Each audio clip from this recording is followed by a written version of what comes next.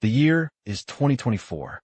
A crime scene is meticulously sealed, evidence bagged, DNA samples taken, fingerprints lifted, ballistic patterns analyzed. Science speaks with irrefutable clarity. But rewind 1,000 years. Imagine a world plunged into shadows, where the whispers of superstition held as much sway as logical deduction. A world devoid of microscopes, chemical reagents, or even a basic understanding of germ theory. Yet, crime persisted. Theft, assault, murder, ancient evils that demanded justice, even in the absence of modern investigative tools. This is medieval Europe, a vast and often brutal landscape where every suspicious death, every missing coin, every broken oath presented a chilling enigma. How did they solve these medieval cold cases? Who were the intrepid individuals who dared to untangle the threads of deceit when science offered no answers? They weren't detectives in our modern sense, but a fascinating array of figures. The shrewd village elder whose local knowledge ran deeper than any database. The diligent reeve meticulously observing the rhythms of his community. The royal official navigating a labyrinth of loyalties and lies. And even the priest, whose judgment often blurred the lines between divine truth and earthly justice. In this documentary, Medieval Cold Cases, How Detectives Solve Crimes Without Forensics, we embark on an extraordinary journey through the ingenious, often rudimentary, and sometimes terrifying methods employed by our ancestors. From the power of witness testimony and meticulous interrogation to the chilling ordeals believed to reveal God's truth, we will peel back centuries of history across 35 compelling sections. Prepare to discover the birth of detective work, where human wit, rather than scientific breakthrough, was the ultimate tool against crime. Imagine a world shrouded in shadows, where every crime scene whispered secrets only the wind could carry. This was medieval Europe, a stark contrast to our modern age, where the meticulous science of forensics dissects every clue. Here, a bloody dagger at a victim's side offered no DNA, no microscopic fingerprints to identify a culprit. A suspect's desperate touch left no digital trace, no fiber evidence, no ballistics report. Every scratch, every stain, every broken window pane presented a profound, almost insurmountable challenge to justice. In an era before genetic markers, before even the most rudimentary understanding of physical evidence, every unsolved mystery was, by our standards, an eternal cold case. This journey will peel back the centuries, confronting the daunting question: how did they possibly unmask murderers, thieves, and traitors when science offered no answers? To comprehend medieval justice, one must first grasp the medieval mind. It was a world utterly suffused with fervent religious belief, where God's omnipresent gaze was believed to witness every deed. Crime wasn't merely a breach of law. It was often a sin, risking eternal damnation. Alongside faith, widespread superstition held sway. Whispers of witchcraft, curses, and divine judgment permeated daily life, profoundly influencing perceptions of guilt and innocence. Yet, amidst the fear, there was the bedrock of tight-knit community. Villages were often isolated, self-reliant units where everyone knew everyone, and social ties were paramount. Investigations weren't just legal processes.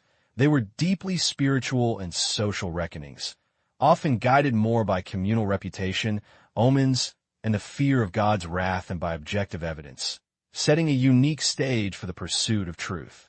In this world, the very definition of a crime was vast and varied, reflecting the complex social hierarchy. From the most minor disturbances to offenses that threatened the very fabric of society, medieval law recognized a wide spectrum of transgressions. Petty theft, a snatched loaf of bread, might lead to a public shaming or a few strokes of the lash. But murder, assault, or arson carried far graver consequences, often the death penalty. And then there was treason, an act against the king or lord, which could unravel the entire social order, incurring the most brutal forms of punishment. The severity of the alleged offense dictated everything. who was called upon to investigate the resources mustered and the ultimate fate of the accused. Justice wasn't uniform. It was a patchwork quilt of local customs and royal decrees, each crime unfolding within its unique legal framework. Before any official detectives could arrive, the immediate community was the first and often only line of defense. This was the ancient system of the hue and cry. If a crime was witnessed, a thief fleeing, a fight breaking out, or a body discovered, it was the legal and social obligation of everyone present to raise the alarm. A shout, a piercing cry, would echo through the village, summoning every able-bodied person, from the farmer in his field to the baker at his oven. All were mandated to drop their tasks and join the pursuit. To ignore the hue and cry was itself a punishable offense. This wasn't just a pursuit. It was a communal outpouring of outrage, a collective surge of justice, driven by immediate anger and the urgent need to protect their own, often apprehending the suspect within minutes or hours of the offense. For the vast majority of medieval peasants, their direct experience with justice began and often ended within the confines of the local manorial court. Presided over by the lord of the manor or his appointed steward, these courts were the bedrock of rural law. They adjudicated disputes over land, settled petty debts, and handed down judgment for minor offenses like poaching, trespassing, or brawling. Here, justice was swift, often pragmatic, and deeply entwined with the lord's authority and the customs of the manor. Overseeing its practical application was the bailiff, the lord's chief administrative officer.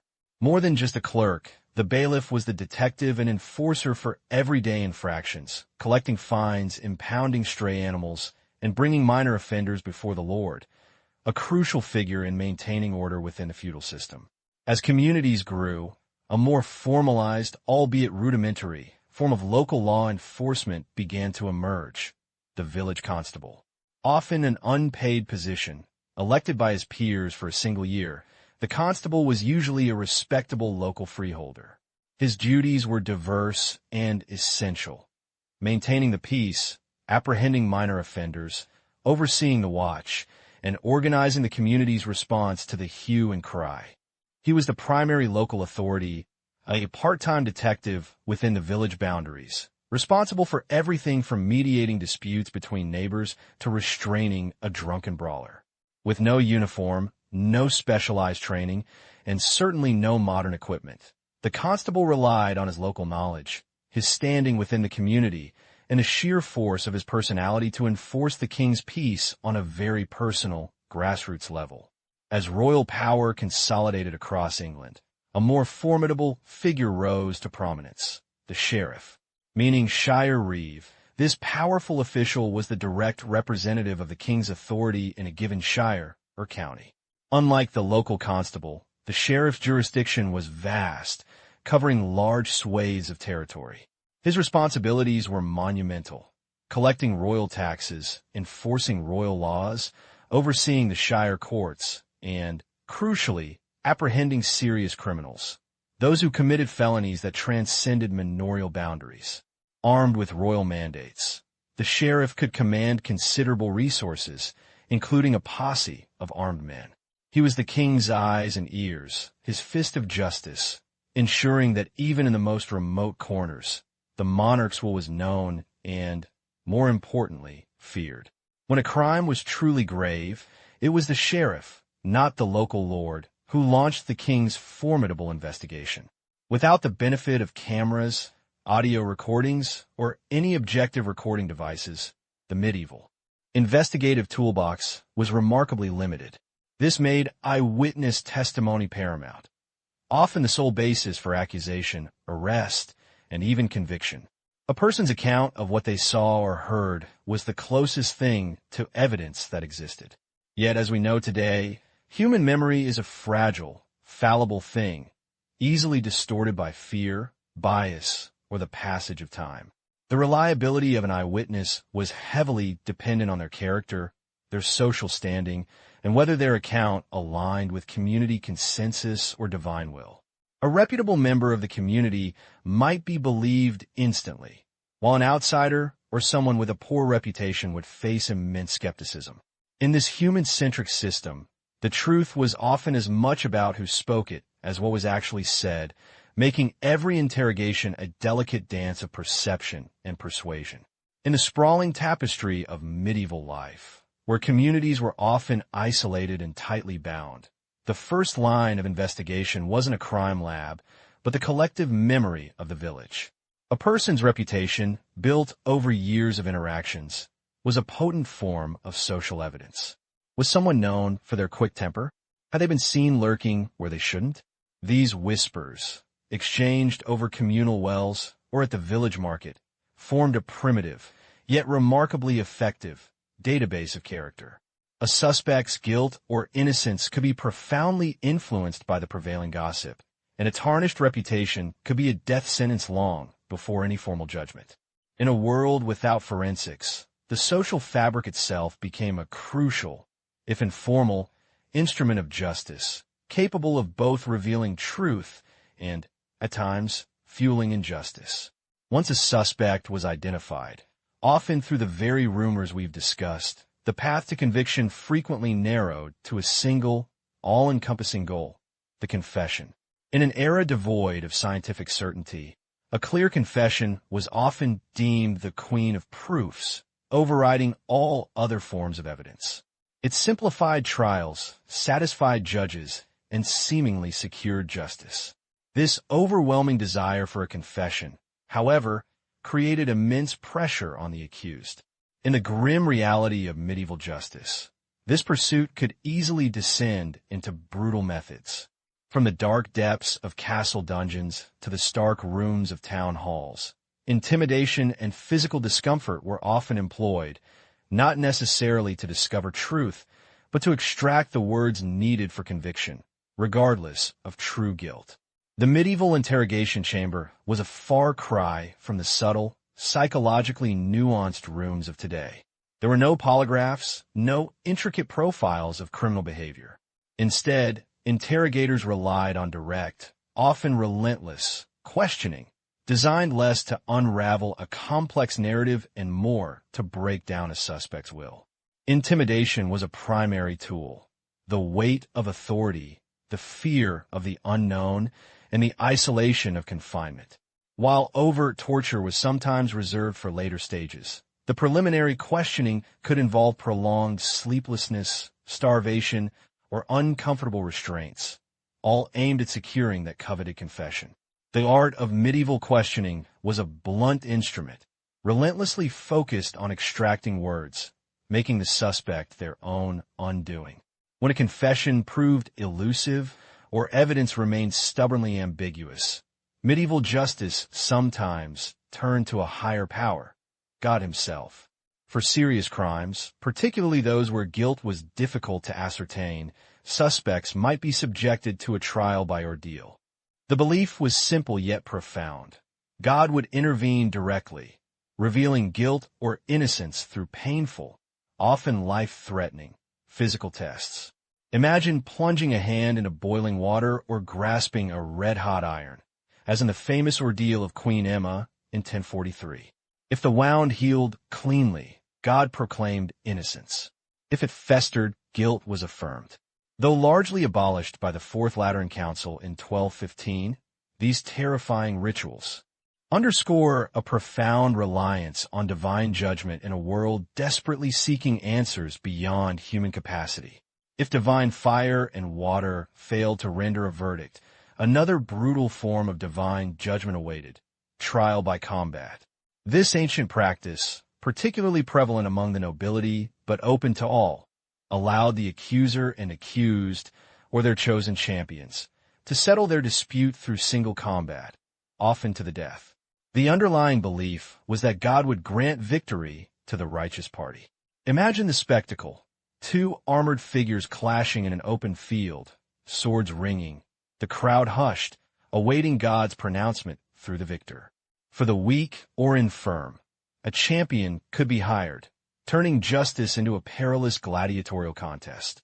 Though its use declined significantly after the 13th century with the rise of juries, Its existence vividly illustrates the medieval faith in a God who not only judged, but actively fought on behalf of the innocent.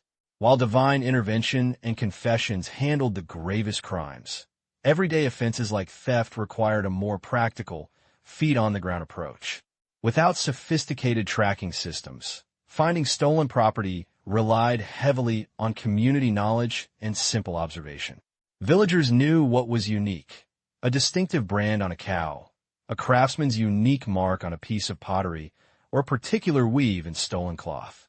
Local markets became crucial hubs of information. If a stranger appeared with unidentifiable goods, or if a merchant suddenly had a surplus of items matching a recent theft, word traveled fast.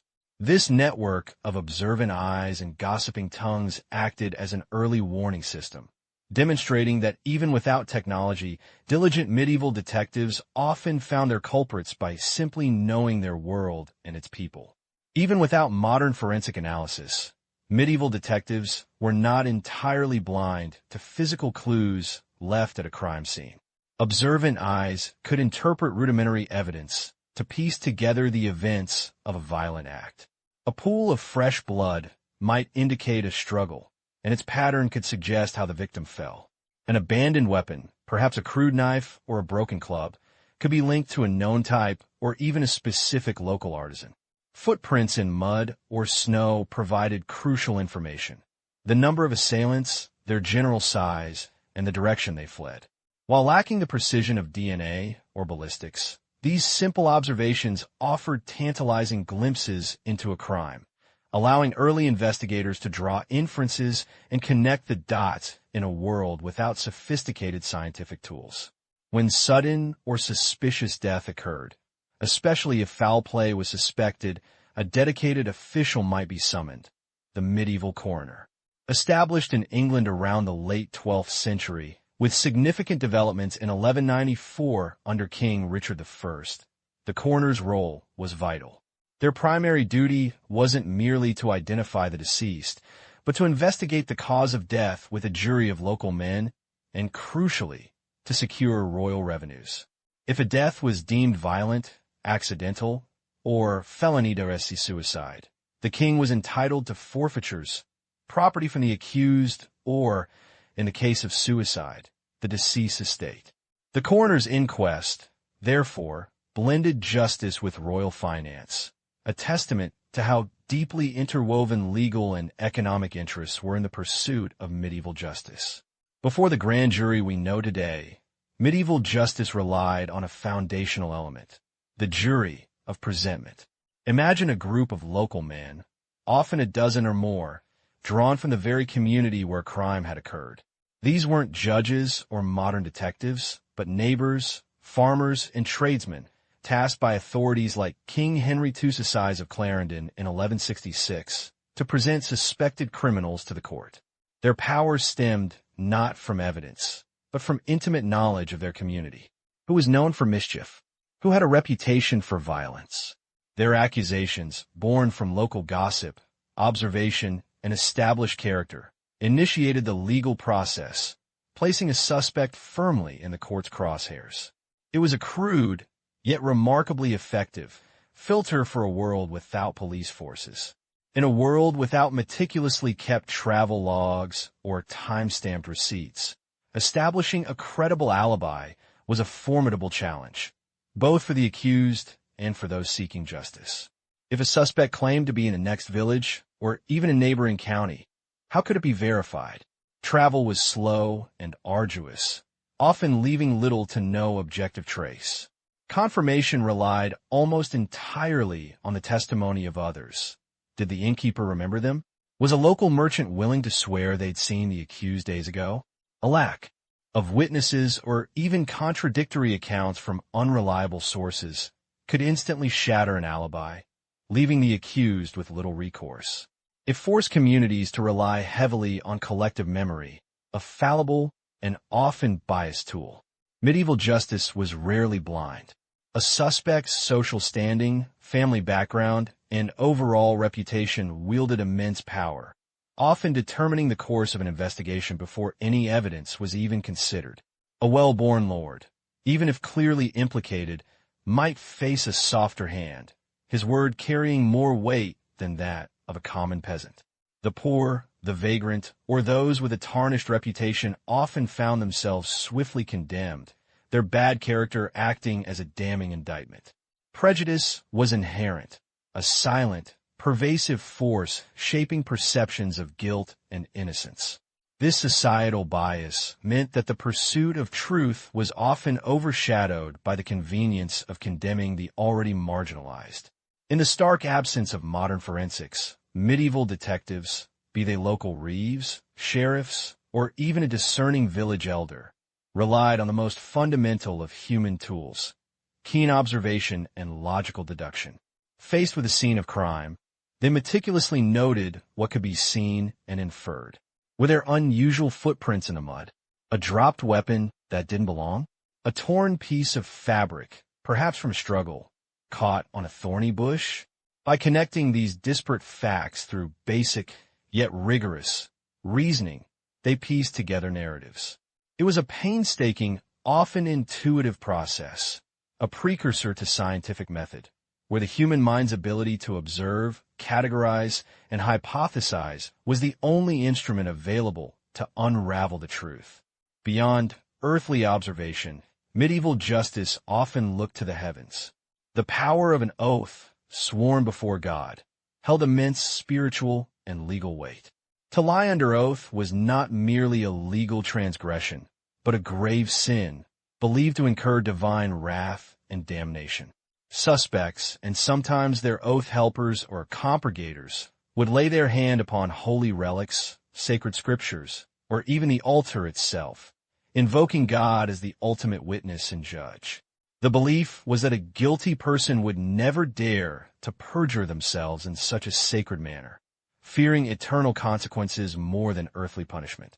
This profound spiritual pressure was a potent, if unreliable, tool for extracting what was hoped to be the truth. Parallel to the secular courts, an entirely different system of justice existed: the ecclesiastical or church courts.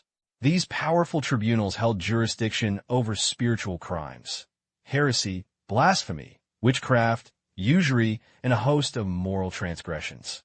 Here, the detection of crime often involved rigorous theological interrogation, designed to uncover hidden beliefs and perceive sins against God. The Inquisition, in its various forms, became infamous for its relentless pursuit of heresy, viewing any deviation from church doctrine as a threat to the soul itself. Punishments were distinct and severe, ranging from penance and excommunication to, in the most extreme cases, delivery to the secular arm for execution. The very soul of the accused was on trial, not just their earthly actions. Within this complex tapestry of medieval justice, women faced a unique and often precarious position, both as victims and alleged perpetrators. Their limited legal rights meant their testimony often held less weight than a man's, making it incredibly difficult to seek justice for crimes like sexual assault. Conversely, they were disproportionately targeted by accusations of witchcraft, particularly during periods of social anxiety, with their perceived weakness or otherness making them easy scapegoats. Crimes like infanticide, often committed in desperation by unmarried mothers, were also tragically common. The inherent vulnerability and pervasive social stigmas of medieval society shaped women's experiences with the justice system, rendering them susceptible to both injustice and severe judgment. For those who escaped the confines of their community's justice, a new and daunting challenge arose: tracking the vagrant and outlaw. Once beyond the familiar village walls, a criminal became a ghost in a vast, undifferentiated landscape. Without centralized identification systems, police forces, or rapid communication, tracing individuals who lived outside the law was immensely difficult. The hue and cry, a communal pursuit, might follow for a short distance, but beyond that, the trail often grew cold. Bounties were sometimes offered, and collective hunting parties formed, but the dense forests and sprawling wilderness offered vast sanctuary. These fugitives lived a perilous existence, perpetually on the run, a constant testament to the limitations of medieval law enforcement beyond its immediate local reach. Beyond the tangible, another, more ethereal force often dictated the course of medieval justice: superstition. In a world steeped in ancient beliefs, omens, curses, and folk wisdom were not just quaint stories. They frequently functioned as informal investigative tools, casting a long shadow of suspicion or even directly pointing fingers. A sudden blight on a crop after a neighborly dispute, the inexplicable death of livestock, or a raven circling a particular house. These were not mere coincidences, but potential divine judgments or malevolent sorcery, shaping how a community interpreted a crime. From the fear of a blood curse on a murderer to the belief that a victim's body would bleed in the presence of their killer, these deeply held convictions could lead to accusations, mob justice, or shape the questions posed by village elders. The line between natural phenomena and supernatural intervention was blurred, making every strange occurrence a potential clue or a damning indictment in the eyes of a fearful populace. Yet, not all was left to the unseen. Sometimes the most brutal truths were etched directly onto the victim, offering rudimentary but crucial insights. While a far cry from modern forensic pathology, basic observations about bodies and injuries were indeed made. Often, these medical insights came not from trained physicians, but from lay individuals, a village elder, a local barber surgeon, or even the coroner, if one was present. They might note the obvious, a deep stab wound, evidence of blunt force trauma, or a broken neck. Understanding whether a weapon was sharp or blunt, or if a struggle had occurred, provided basic clues about the cause of death or potential weapon types. Though lacking scientific precision, these simple, direct observations represented an early, practical attempt to understand the physical evidence left behind, providing investigators with a tangible starting point in the absence of any other scientific tool. While the body spoke of how the true who and why often emerged not from medical observation, but from the intricate, often turbulent web of human relationships. Even without scientific evidence, understanding why a crime was committed was absolutely crucial. Medieval detectives meticulously explored motives like greed, revenge, jealousy, and passion. These were often deduced from the community's intimate knowledge of relationships, quarrels, debts, and clandestine affairs. The reeve or bailiff would interview villagers, sifting through gossip, grudges, and past disputes. Who stood to gain from a death? Who had a long-standing feud? Who was known for their volatile temper? This painstaking process of piecing together the social fabric of a village, listening to whispers and weighing reputations, was the bedrock of medieval criminal investigation, aiming to unearth the human drama that preceded the violence. And once guilt, however determined, was pronounced, the consequences were designed to be unforgettable. Medieval punishments were not just about justice. They were potent tools of deterrence and public spectacle. From relatively minor fines and public shaming in the stocks, or pillory for petty theft, to brutal mutilation, the loss of a hand for stealing, or an ear for perjury. For more serious offenses, the punishments were grim. The ultimate penalty, execution by hanging or burning, was reserved for the most heinous crimes. These public displays, often conducted in town squares for all to witness, served as stark warnings, aiming to instill fear and enforce social order. The medieval justice system sought not only to punish the individual, but to send a resounding message to the populace. Crime would not go unpunished, and defiance of the law would have devastating public consequences. But for some, a desperate glimmer of hope, a chance to defy the grim hand of secular justice, could be found within the sacred walls of the church. The concept of sanctuary offered a temporary reprieve for those accused of crimes, often even murder. Individuals could seek refuge in churches or monasteries, where the king's law traditionally held no sway. Here, for a limited period, typically 40 days, the accused was safe from immediate arrest. During this time, they could attempt to negotiate with authorities or, more commonly, abjure the realm, confess to their crime, and swear an oath to leave England forever. walking barefoot to the nearest port. It was a stark choice: face secular justice and its brutal consequences, or exile. Sanctuary was a powerful assertion of the Church's authority, offering a precarious balance against the absolute power of the crown. Yet, not all crimes left blood on the cobblestones or demanded public penance. Some were insidious, weaving deceit into the very fabric of medieval commerce and law. Crimes like forgery, fraud, and counterfeiting presented unique challenges in an era without modern document analysis or sophisticated chemical tests. To detect a fake land deed, a forged will, or counterfeit coinage, medieval detectives relied on careful scrutiny of handwriting, comparing known examples from scribes or individuals, and, crucially, the authenticity of unique seals. Seals, made of wax or lead and bearing distinctive emblems, were the primary markers of authenticity. Beyond physical examination, community knowledge of an individual's honesty and reputation played a vital role. A sudden acquisition of wealth by someone known for their duplicity could raise flags, prompting a deeper, though rudimentary, investigation into the origins of their newfound fortune and documents. For all their ingenuity, the medieval methods of justice were inherently fragile, built upon foundations that often crumbled under the weight of human fallibility. It is vital to acknowledge the inherent flaws and severe limitations of medieval crime solving. The system was notoriously prone to class bias, with the poor and vulnerable often receiving harsher treatment than the wealthy and influential.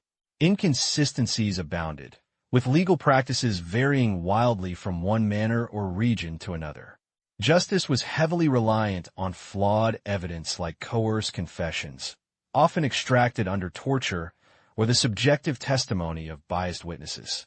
Consequently, miscarriages of justice were frequent, leaving countless innocents to face brutal punishments or even death.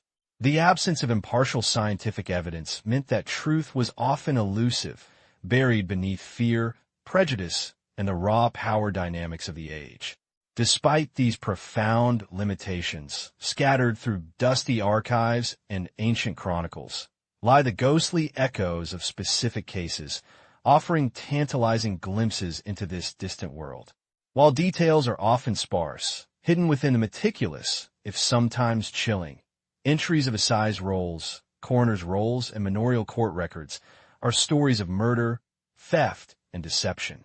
These fragmented narratives, often just a few lines describing a suspicious death or a communal accusation, serve as poignant reminders of the methods and formidable challenges faced by medieval detectives.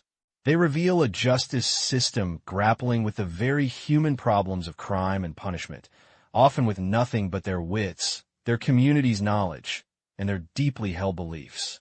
These examples, though incomplete, highlight both the ingenuity and the harsh, unforgiving realities of an era where every verdict was a leap of faith and true certainty was a rare and precious commodity. Even amidst the brutal realities and often rudimentary methods of medieval justice, the vital seeds of a more structured system were slowly taking root. From the ancient hue and cry, a community's immediate collective pursuit of a suspect, the concept of societal accountability began to formalize.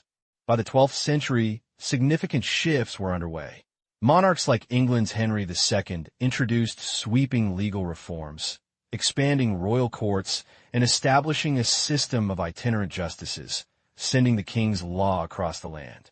This era also saw the nascent development of the jury, a revolutionary step away from divine judgment and towards the judgment of peers.